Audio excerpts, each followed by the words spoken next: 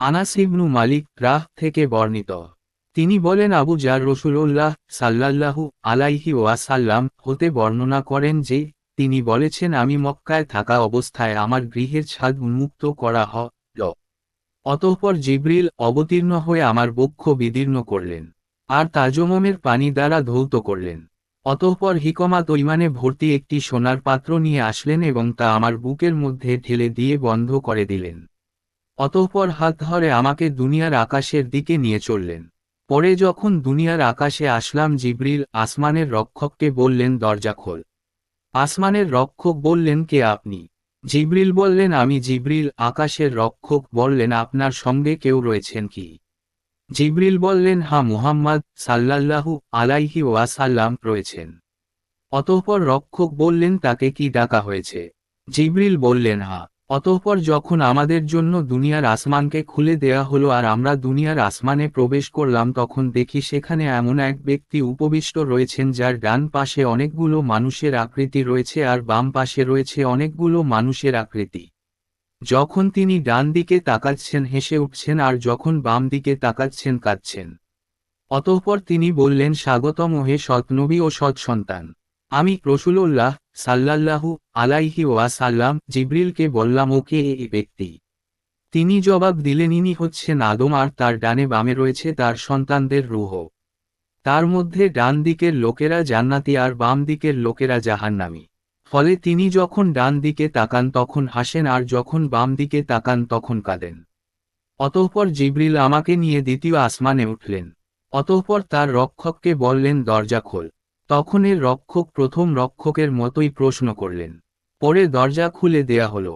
আনাস বলেন, আবু জার উল্লেখ করেন যে, তিনি রাসূলুল্লাহ সাল্লাল্লাহু আলাইহি ওয়াসাল্লাম আসমানসমূহে আদম, ইদ্রিস, মূসা, ঈসা এবং ইব্রাহিম আলাইহিমুস সালামকে পান। কিন্তু আবু জার তাদের স্থানসমূহ নির্দিষ্টভাবে উল্লেখ করেননি। তবে এতটুকু উল্লেখ করেছেন যে, তিনি আদমকে দুনিয়ার আকাশে এবং ইব্রাহিমকে ষষ্ঠ আসমানে পান। আনাস বলেন, জিবরিল যখন নবী সাল্লাল্লাহু আলাইহি ওয়াসাল্লামকে নিয়ে ইদ্রিস নিকট দিয়ে অতিক্রম করেন, তখন ইদ্রিস বলেন, মারহাবা ওহে সৎ ভাই ও পুণ্যবান নবী। আমি রাসূলুল্লাহ বললাম, ইনিকে?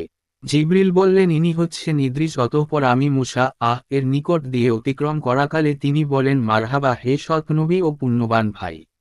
আমি বললাম, ইনিকে?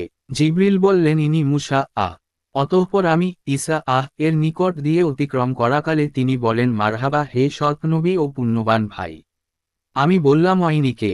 জিবরিল বললেন, ইনি হচ্ছেন ঈসা। অতঃপর আমি ইব্রাহিমের নিকট দিয়ে অতিক্রম করলে তিনি বলেন, মারহাবা হে পুণ্যবান নবী অনেক সন্তান। আমি বললাম, ইনিকে? জিবরিল বললেন, ইনি হচ্ছেন ইব্রাহিম। ইবনু শিহাব বলেন, ইবনু হাজম আমাকে সংবাদ দিয়েছেন যে, ইবনু আব্বাস ও আবু হাব্বা আল আনসারী উভয়ে বলতেন, নবী সাল্লাল্লাহু আলাইহি ওয়াসাল্লাম বলেছেন, অতঃপর আমাকে আরো উপরে উঠানো হলো। অতঃপর এমন এক সমতল স্থানে এসে আমি উপনীত হই যেখানে আমি লেখার শব্দ শুনতে পাই। ইবনু হাজম ও আনাস ইবনু মালিক বলেন, রাসূলুল্লাহ সাল্লাল্লাহু আলাইহি ওয়াসাল্লাম বলেছেন, অতঃপর আল্লাহ আমার উম্মতের উপর 50 ওয়াক্ত সালাত ফরজ করে দেন। অতঃপর তা নিয়ে আমি ফিরে আসি। অবশেষে যখন মূসা এর নিকট দিয়ে অতিক্রম করি তখন তিনি বললেন, আল্লাহ তাআলা আপনার উম্মতের উপর কি ফরজ করেছেন? আমি বললাম, 50 ওয়াক্ত সালাত ফরজ করেছেন। তিনি বললেন, আপনি আপনার পালনকর্তাদের নিকট ফিরে যান, কেননা আপনার উম্মত তা পালন করতে পারবে না। আমি ফিরে গেলাম। আল্লাহ তাআলা কিছু অংশ কমিয়ে দিলেন। আমি মূসা এর নিকট পুনরায় গেলাম আর বললাম, ও কিছু অংশ কমিয়ে দিয়েছেন। তিনি বললেন, আপনি পুনরায় আপনার রবের নিকট ফিরে যান, কারণ আপনার উম্মত এটিও আদায় করতে পারবে না। আমি ফিরে গেলাম। তখন আরও কিছু অংশ কমিয়ে দেয়া হলো। আবারও মূসা এর নিকট গেলাম, এবারও তিনি বললেন, আপনি পুনরায় আপনার প্রতিপালকের নিকট যান, কারণ আপনার উম্মত এটিও আদায় করতে সক্ষম হবে না। তখন আমি পুনরায় গেলাম, তখন আল্লাহ বললেন, এই পাঁচই নেকির দিক দিয়ে 50 বলে গণ্য হবে। আমার কথার কোন রদবদল হয় না। আমি পুনরায় মূসা এর নিকট আসলে তিনি আমাকে আবারও বললেন, আপনার প্রতিপালকের নিকট পুনরায় যান। আমি বললাম, ও পুনরায় আমার প্রতিপালকের নিকট যেতে আমি লজ্জাবোধ করছি। অতঃপর অতঃপর জিবরিল আমাকে সিদরাতুল মুনতাহা এক পর্যন্ত নিয়ে গেলেন, আর তখন তা বিভিন্ন রঙে আবৃত ছিল, যার তাৎপর্য আমি অবগত ছিলাম না। অতঃপর আমাকে জান্নাতে প্রবেশ করানো হলে আমি দেখতে পেলাম যে তাতে রয়েছে মুক্তমালা, আর তার মাটি হচ্ছে কস্তুরী। এক সিদরাতুল মুনতাহা ঊর্ধ্বাকাশে মালাকগণের চলাচলের শেষ সীমানায় একটি কুল বৃক্ষ আছে, সেই কুল বৃক্ষটিকে সিদরাতুল মুনতাহা বলা হয়। হাদিসের মান সহিহ হাদিস।